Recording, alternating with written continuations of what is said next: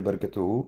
Ce message s'adresse à ceux qu'on appelle Zouri, les Zohri, les Mukhtarines, les élus de Dieu, ceux qui, dans des temps très proches, seront considérés comme les soldats d'Allah dans les batailles de la fin des temps.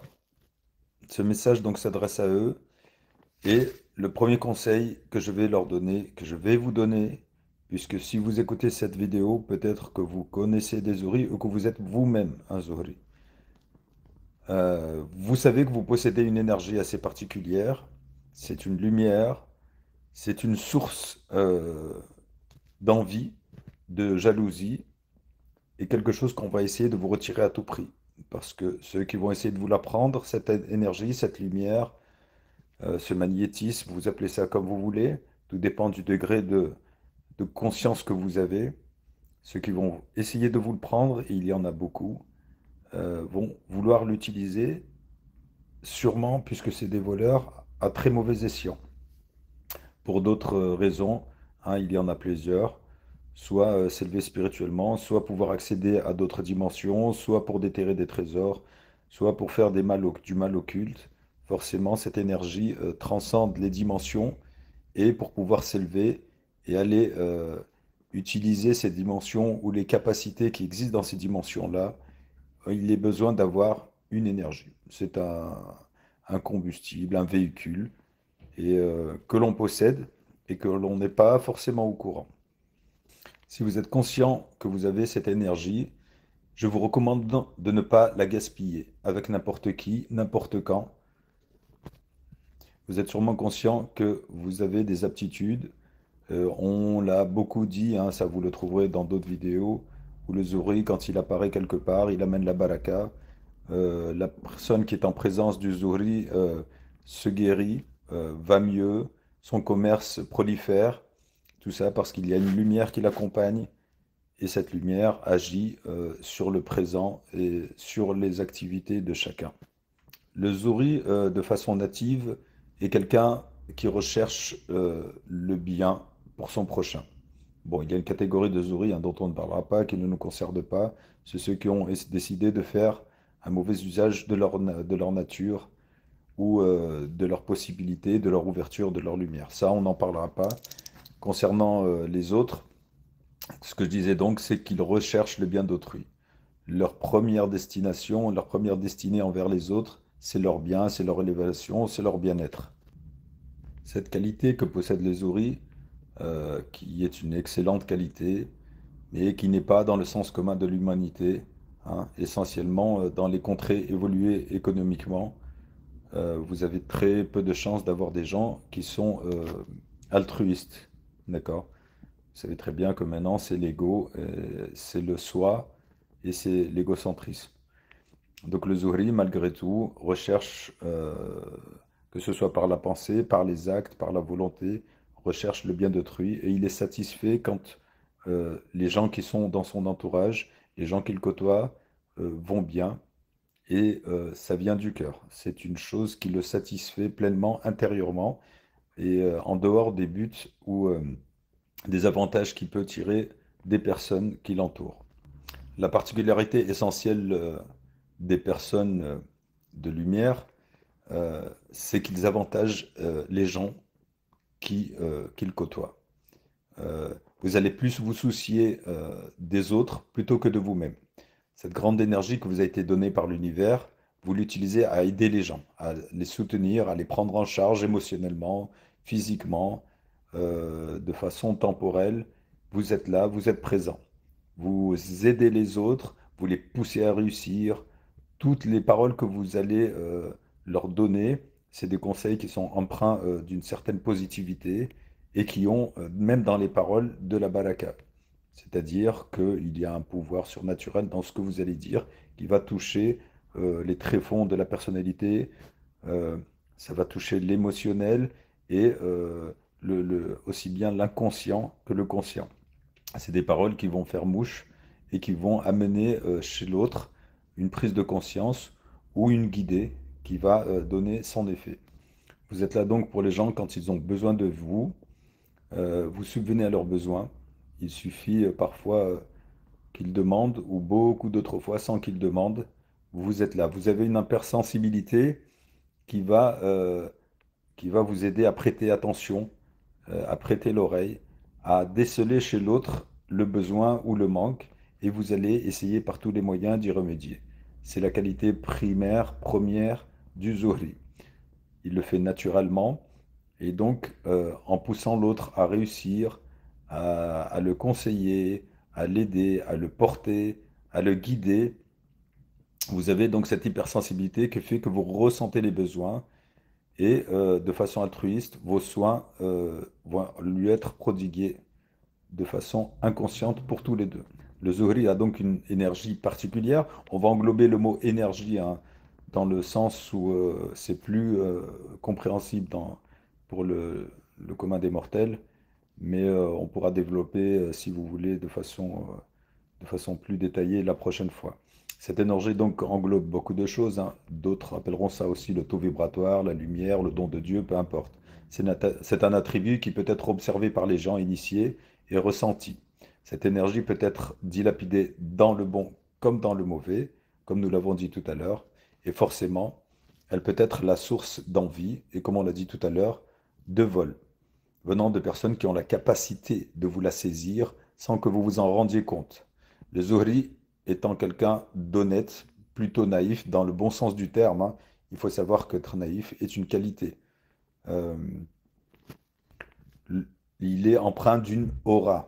L'aura que vous dégagez apporte des bienfaits aux gens qui vous approchent et inconsciemment, ils ressentent le besoin de rester en votre compagnie parce que ça les rebooste, ça les fait monter vibratoirement. Ils ont un sentiment de bien-être qui s'amplifie à votre contact. Cette énergie, cette lumière, ils vous la sollicitent. Ils viennent vous demander à ce que vous les souteniez, et ce soit verbalement ou de façon involontaire, hein. Ça peut être, il peut y avoir des échanges sans qu'aucun mot ne soit prononcé. Vous êtes donc sollicité, on va dire tous les jours, façon inconsciente ou inconsciente. Il se peut que les gens s'approchent de vous et que vous ne compreniez pas pourquoi, que ce soit dans les transports, que ce soit dans la rue, les gens s'approchent de vous et ils restent à des distances très courtes de vous. Et au bout d'un moment, vous posez la question, pourquoi les gens vous collent comme ça alors que vous ne les connaissez pas?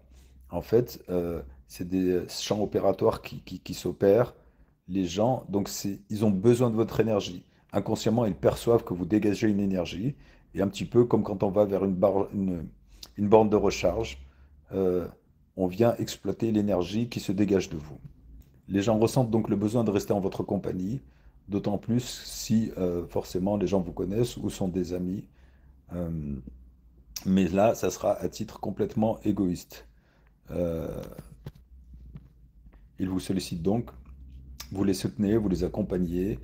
Vous avez cette unité d'énergie divine grâce à votre aura. Vous êtes sincère, et donc je vais vous demander aujourd'hui d'essayer d'exploiter cette énergie à votre propre bénéfice. Il est évident que le Zohri, de façon très générale et très souvent de façon particulière, se retrouve lui aussi dans des besoins d'affection. Le Zohri est très souvent seul et, euh, et pourtant, ça, c'est une caractéristique que l'on retrouve très fréquemment. Souvent, des manques, euh, on est dans des états de légère dépression, on est dans un vague à l'âme, on se dit bon, qu'on n'est pas très bien, on manque d'énergie, dans le sens où on se sent isolé, on ne comprend pas ce qui nous arrive forcément. Et le plus, on va dire, percutant, le plus étonnant dans cette chose, dans cette situation, c'est que le Zuhri, dans cette recherche d'affection dont il a besoin, se retrouve très, très souvent seul. Cette catégorie de personnes que sont les Zuhri retrouve ce manque euh, et cette catégorie de personnes que sont les Zuhri, de façon incompréhensible, se retrouve isolée très souvent, et ça vous le remarquerez, déprécié, incompris. Ils demandent de l'aide et n'en trouvent pas. Ils ne trouvent pas la réponse adéquate à leurs demandes. Ils ne comprennent pas que les gens n'ont pas cette sensibilité de comprendre les autres comme le Zuhri peut comprendre ses congénères. Et on est en attente de, quand on a besoin d'avoir une réponse, comme on a pu donner, nous, la réponse qui nous paraissait logique. C'est pour ça que je parlais de naïveté tout à l'heure. Cette catégorie de personnes sont des gens, et vous l'êtes sûrement aussi, des gens qui sont très bons, bons dans le sens fondamental de la personnalité. Hein. Maintenant, si vous posez la question, 99% des gens à qui vous poserez la question vous diront oui, je suis quelqu'un de très bien, je suis quelqu'un de bon. Mais finalement, dès la première épreuve, dès le premier test, vous voyez que les gens sont très égoïstes. Le Zuhri, lui, euh, se, se fonde sur la bonté de cœur. C'est une naïveté qui fait que tout ce qu'il va donner, il n'a pas de compromis. Il va le faire sans réfléchir, sans passer par la case mentale ou du bénéfice qu'il peut tirer de la situation. Le Zuhri, donc, est une personne qui est très naïve, dans le bon sens du terme, et très bon. Il a un cœur généralement miséricordieux, il donne avec un cœur pur et avec une sincérité inébranlable. Cependant, il est, comme j'ai dit, très souvent rejeté. Et à force d'être mis à l'écart et de ne pas recevoir les sollicitations qu'il attend, petit à petit, le Zuhri se pose la question de savoir pourquoi une telle injustice dans les relations humaines. Il est très souvent trahi. Ça, vous le comprendrez et vous l'avez sûrement vécu. Malgré toutes les bonnes œuvres que vous ferez, le Zuhri sera très souvent trahi et même des gens très proches. Alors ne dites pas c'est la famille, c'est des amis très lointains, c'est des amis qui sont là depuis très longtemps. La trahison fait partie du lot quotidien du Zuhri.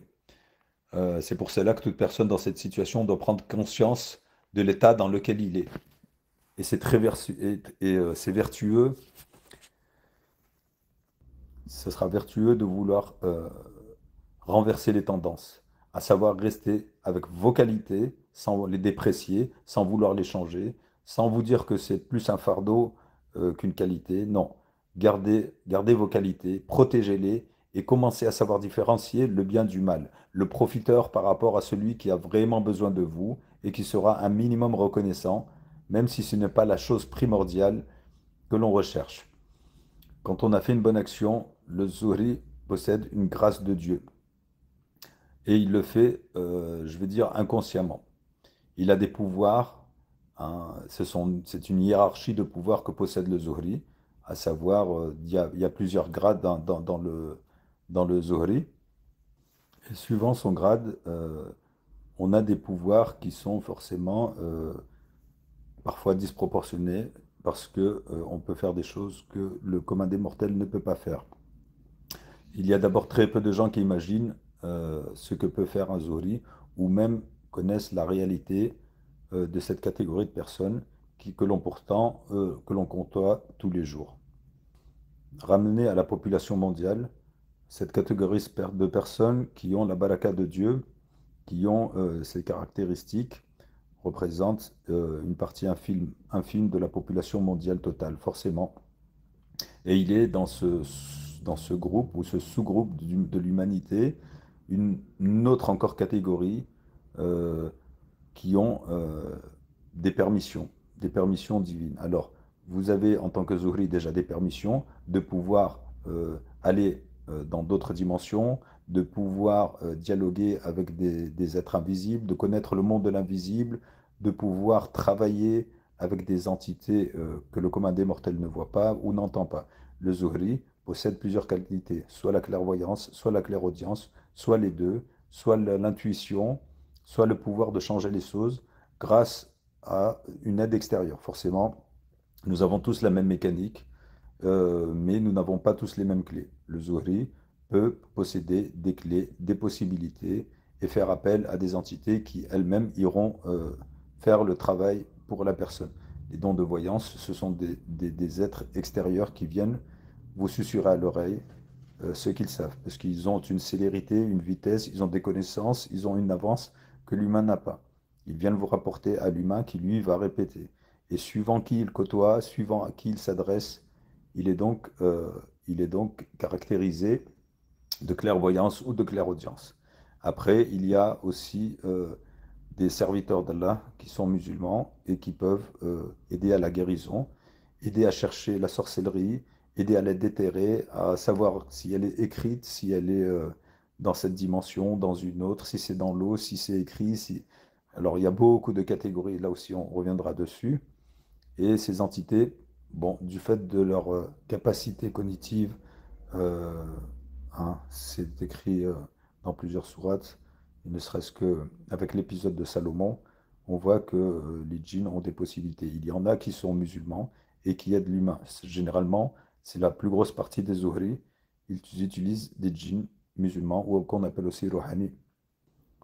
Il existe donc dans le haut du panier des Zuhri, des gens qu'on appelle, qui ont la permission divine. Ce sont les Ma'dounin. C'est des gens qui ont directement la permission divine. C'est-à-dire que tout ce qu'ils feront, tous les attributs qu'ils auront et tous les actes qu'ils pourront faire seront des actes permis par Dieu. C'est-à-dire Dieu est clairvoyant, hein, forcément. Il est omniscient. Il va savoir ce que vous faites. Et ce que vous ferez, vous, ce sera une permission que Dieu vous donnera. Il vous donnera des capacités à enlever la sorcellerie, à avoir de la clairvoyance, à faire des choses de guérison et vous aurez une certaine aura, une certaine légitimité dans ce que vous faites.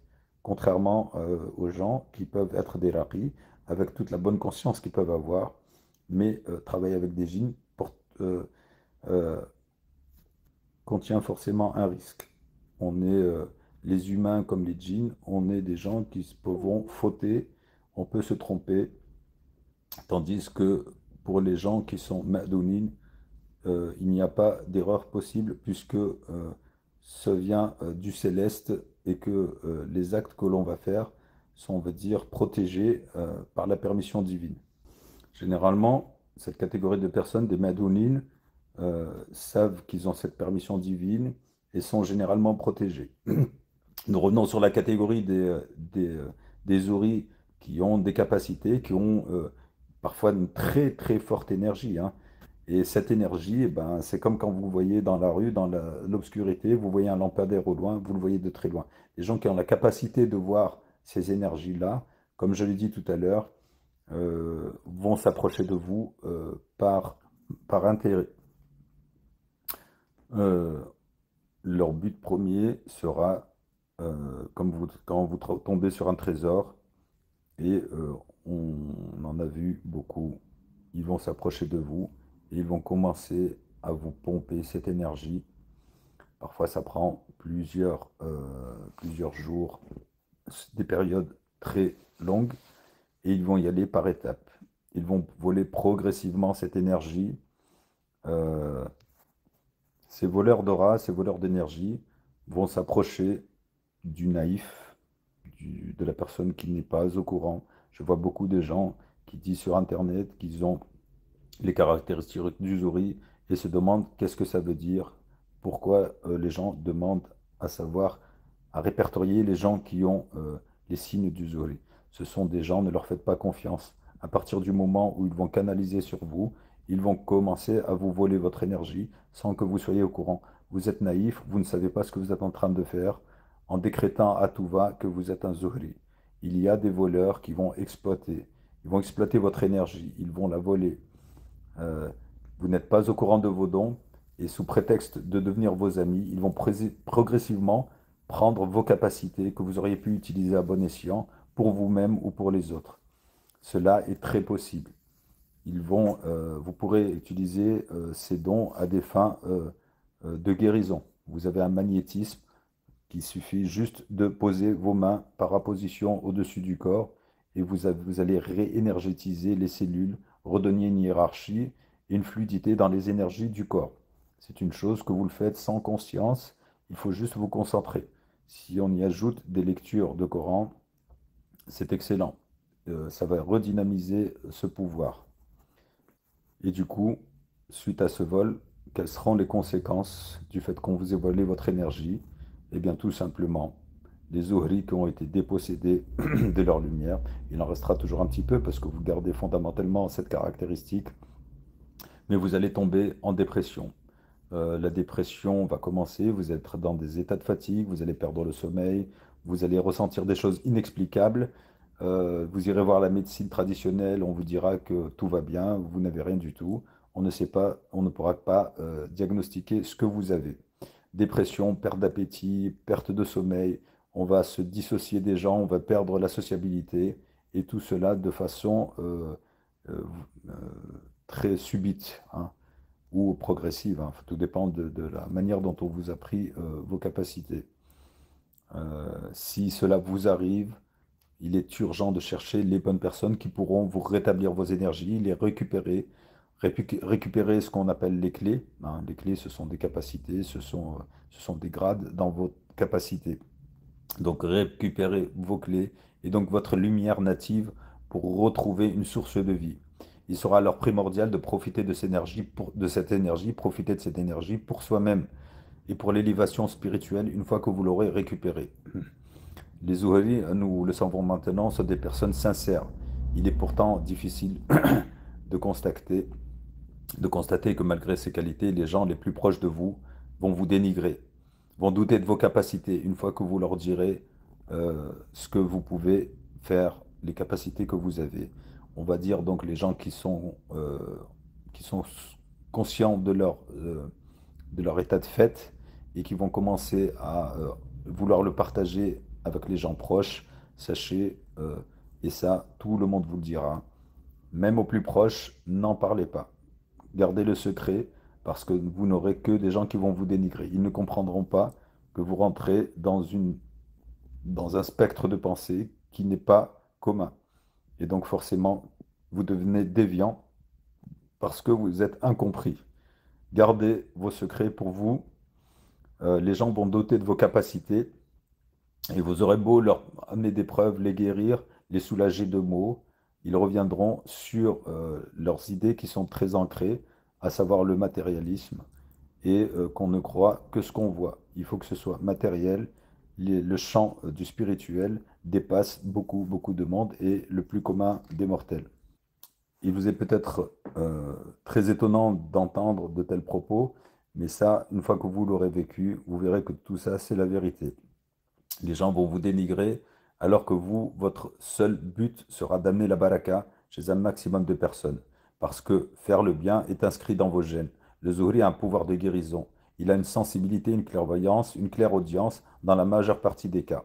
Surtout au début, quand on découvre et qu'on essaye d'évoluer, la famille et les ascendants, les descendants euh, vont vous mettre de côté parce qu'ils ne croiront pas en ce que vous leur racontez. Ils vont agir de façon respectueuse au début et progressivement, au fur et à mesure qu'ils vous verront évoluer, vouloir leur parler, euh, vous exprimer sur ce que vous avez acquis, sur ce que vous savez faire, eh bien là, ils vont vous bannir par rapport à vos propos.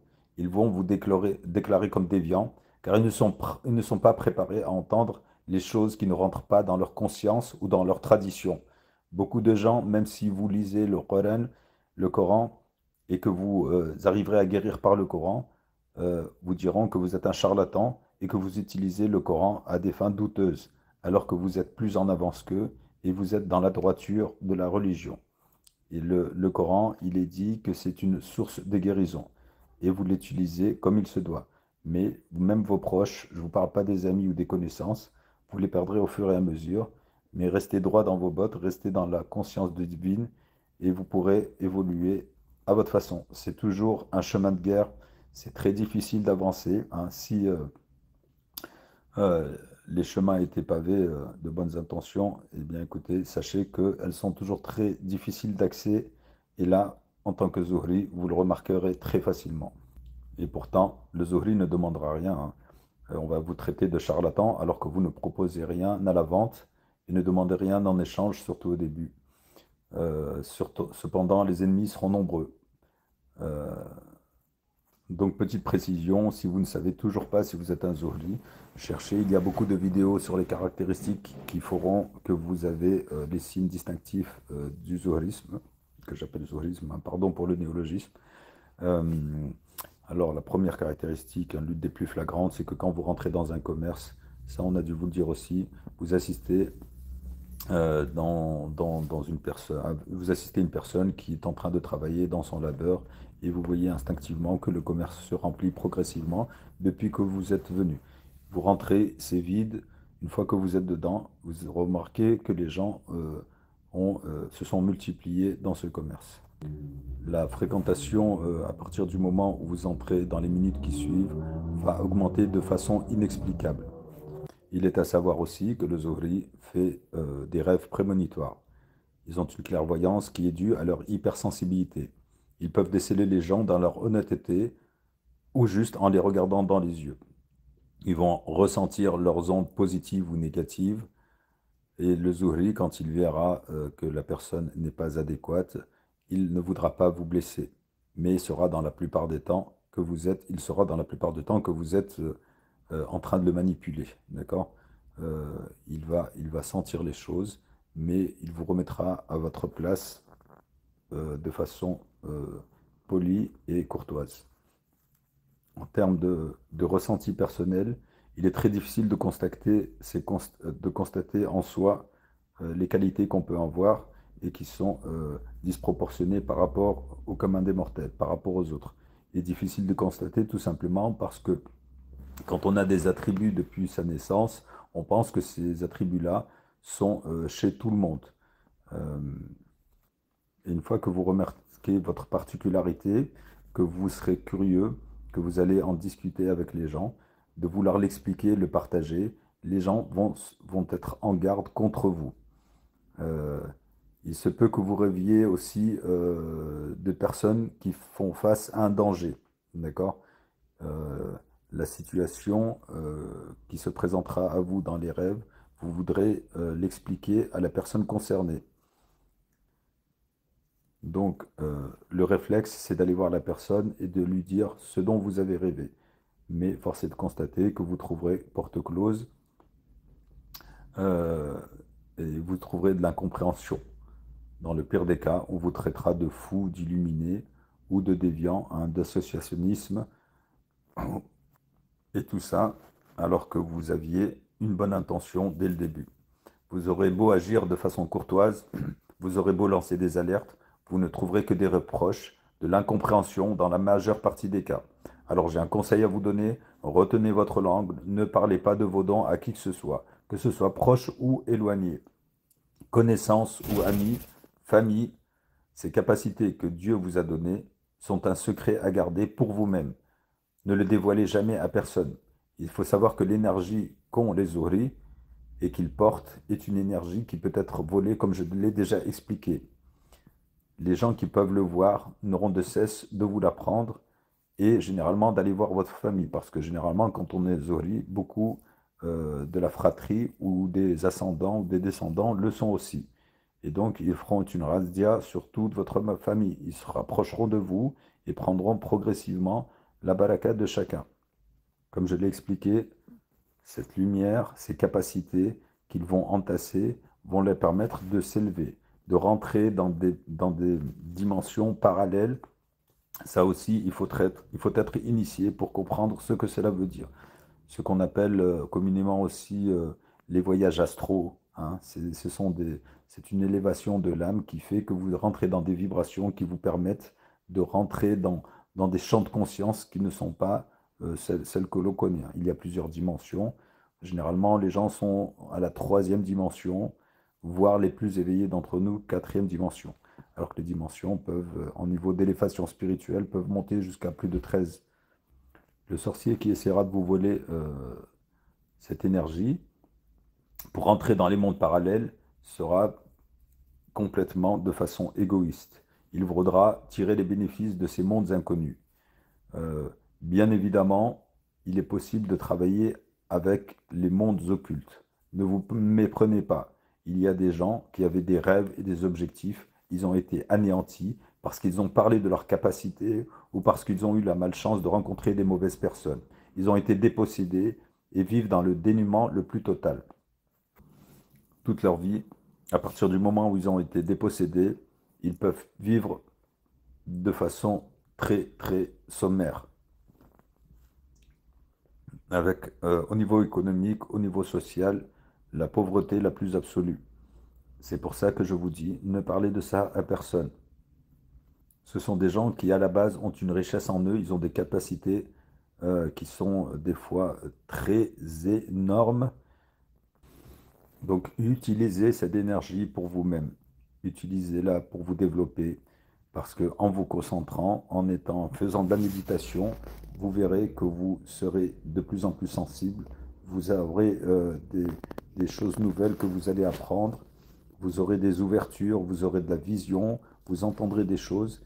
Et donc, cette énergie, elle va se multiplier et forcément, vous allez évoluer très vite.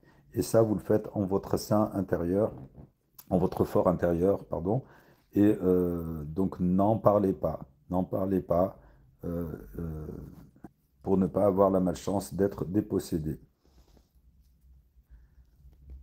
Je vous le répète, il ne faut rien dire, agir dans le secret, peu importe l'aide que vous apportez aux gens, les avertissements. Et ça, forcément, c'est de bon augure pour les Zohri. Mais vous ne trouverez, comme je l'ai dit déjà encore, mais il faut bien que vous percutiez sur ça, vous allez trouver de l'incompréhension, vous vous sentirez seul et vous serez abandonné, triste, vous aurez des paroles blessantes, ça sera horrible pour vous. Malgré toute la bonne volonté que vous aurez mis, vous sortirez de toute façon vainqueur auprès d'Allah, même si vous n'avez trouvé auprès des gens aucune satisfaction. Le héros, ça sera vous. À la fin, le principal, c'est ce que vous êtes auprès de Dieu et non pas auprès des humains. Ce sont des épreuves de la vie, ce sont des épreuves de tous les jours. Il faut savoir vivre avec, les comprendre et faire en fonction. Ne pas se battre contre un destin qui va de toute façon être plus fort que vous. Donc vous prenez euh, vous prenez le courant dans le bon sens et vous utilisez la force de ce courant à votre avantage et n'essayez pas d'aller à contre-courant, même si ça paraît difficile, même si ça a l'air dangereux, même si vous ne comprenez pas tout, mais relevez-vous sur cette vague et suivez le flot, vous allez voir, vous sortirez vainqueur de toute façon. Le Zohri est un protégé de Dieu, est un élu de Dieu. Il veut que vous soyez apte à comprendre, à vous relever et à être garant et être digne des dons qu'il vous a donnés. Donc je le répète, si vous avez commencé à chercher, cherchez les bonnes personnes qui vous diront si vous pensez être un Zohri, de quel type de Zohri êtes-vous? Bien évidemment, il y a plusieurs catégories. Quelles sont vos capacités qui diffèrent suivant les gens? Forcément, il y a toujours une hiérarchie. Généralement, les capacités sont plurielles, hein. Il n'y en a pas qu'un seul. Il y a des gens qui développent une seule capacité, mais qui est très forte. Il y en a d'autres qui en ont énormément. Une fois que vous connaîtrez vos capacités, vous irez chercher vos clés. Il existe différentes clés. Bon, on va en dire ce que c'est plus tard, ce que sont les clés. Ce sont des capacités. Il faut avoir tout son trésor généralement. Ce sont 7 clés qui permettent d'accéder à la porte divine, qui permettent d'évoluer, hein. On va parler de porte pour dire que c'est une étape dans la vie de l'élévation spirituelle, dans la vie du Zohri. Les clés, ce sont des sciences, ce sont des ouvertures, ce sont des permissions pour agir sur le mental, le physique. Ce sont des possibilités qui sont en lien avec l'au-delà, avec les mondes parallèles, avec le monde de l'invisible. Et ça, c'est une chose que très peu de gens comprennent. Combien de personnes sont allées consulter pour des conseils et pour une élévation spirituelle, pour qu'on leur ouvre leur porte du champ de la conscience, le champ de l'élévation spirituelle, et cette porte qui donne accès à ces mondes qui sont forcément multiples et immenses, que le commun des mortels ne pourra pas comprendre. Il faut vraiment être initié. Mais un premier pas vers ces mondes-là vous fera comprendre progressivement dans quel monde on le vit vraiment. Il y a des gens qui utilisent ces mondes parallèles tous les jours. C'est une science à avoir, c'est une connaissance. Donc, quand vous allez chercher à savoir qui vous êtes, quel type de zohri, faites attention de ne pas tomber sur des charlatans. Si vous ne voyez pas de résultat dès la première séance, la deuxième séance, sachez que cette personne va être plutôt un voleur, un- une personne malhonnête et qui vous fera miroiter au mesure des séances une avancée majeure. Et sa seule sa seule destinée, sa seule volonté, ça sera de vous garder le plus longtemps possible pour avoir le temps de vous voler votre énergie, tout en forcément vous se faisant payer pour les séances. C'est-à-dire que vous venez vous faire déposséder et en plus vous payez pour ça. Donc si vous ne voyez pas d'évolution très rapidement, c'est que vous ne devez pas rester avec cette personne et trouver les gens qui sont de bonne facture, euh, de bonnes destinées, qui ont le cœur pur et qui voudront vous aider. Vous le verrez à leur œil. Ces mentors que vous aurez forcément à côtoyer euh, auront pour habitude de déposer dans votre corps un djinn qui va s'immiscer dans vos entrailles et qui viendra donc profiter de qui vous êtes. Il aura accès donc à vos pensées, il pourra agir sur votre comportement, il pourra forcément transmettre à celui qui l'a envoyé vos faiblesses et ce qui reste de la lumière à prendre.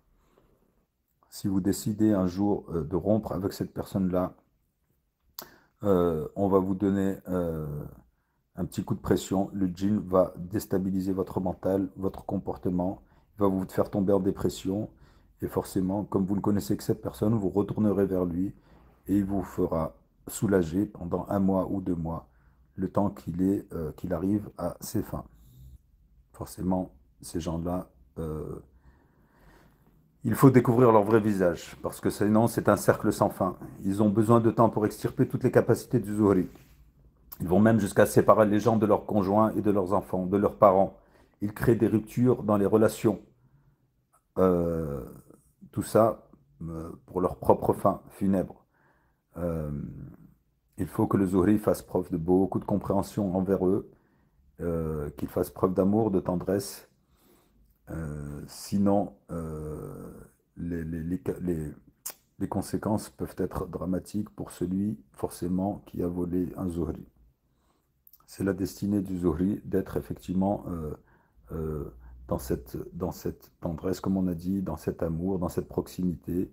Et forcément, n'oubliez pas que le Zuhri réclame aussi de l'amour. C'est sa force, hein. La lumière et l'amour sont très proches, euh, même s'ils sont très peu sollicités dans ce cadre-là. Donc, recherchez les bonnes personnes, protégez-vous. Une fois que vous serez protégé, vous pourrez contrer les attaques qu'on fera envers vous. Vous saurez les maîtriser et vous serez dès lors les meilleurs êtres vivant sur la face de la terre. Il faut savoir que les Zuhri, et ça c'est un autre domaine, sont les soldats de Dieu. Vous êtes les soldats du Tout-Puissant. Vous êtes là pour manœuvrer dans le but de Dieu, dans les bonnes actions et dans le bien de la communauté. Il est à savoir que le Zuhri est un soldat et qu'il est soumis à Dieu. Il a fixé une relation avec Dieu et il va la garder. Évitez pour cela, forcément, pour rester dans votre lumière, évitez toutes les turpitudes, tous les péchés. Il faut renforcer ses relations avec Dieu. Les signes distinctifs des Zuhri, parfois, ne sont pas évidentes, hein. Pour ceux qui ont essayé de chercher, qui ont un signe ou deux, il y en a qui n'ont pas de signes distinctifs et pourtant qui sont des Zuhri. Il n'y a pas de manifestation physique. Il se peut parfois, ce sont des signes inconnus. Euh, un des signes, c'est derrière la tête, vous pouvez avoir deux cercles et parfois les cercles dans les cercles qui se situent au niveau du crâne à l'arrière. Bon, forcément, vous avez les signes sur la main. Il y a la ligne unique. Il peut y avoir aussi des croix, des étoiles au niveau des, des traits de la main, au niveau de la paume de la main. Il peut y avoir des inscriptions divines. Là, c'est beaucoup plus difficile à aller trouver, mais ça existe. Il y a parfois aussi les sourcils qui se rejoignent. Bon, c'est pas forcément ça, mais c'est un complément sur les autres signes. Vous connaissez aussi forcément la tache oculaire, etc., etc. Le principal, c'est la clarté du cœur. Tout réside dans le cœur. Vous retrouverez les passages dans le Coran où le fondement de notre vie, de l'amour, de l'existence, la mémoire se situe au niveau du cœur. Et ça, c'est bien spécifié dans le Coran. Je demande à Allah Tout-Puissant de vous protéger de tout le mal. Ne faites confiance à personne, vraiment personne, même les amis de très longue date. Prémunissez-vous de toutes ces personnes, proches ou lointaines. Ne divulguez vos secrets à personne, si ce n'est aux gens initiés qui pourront vous aider et qui sont dans les mêmes perspectives.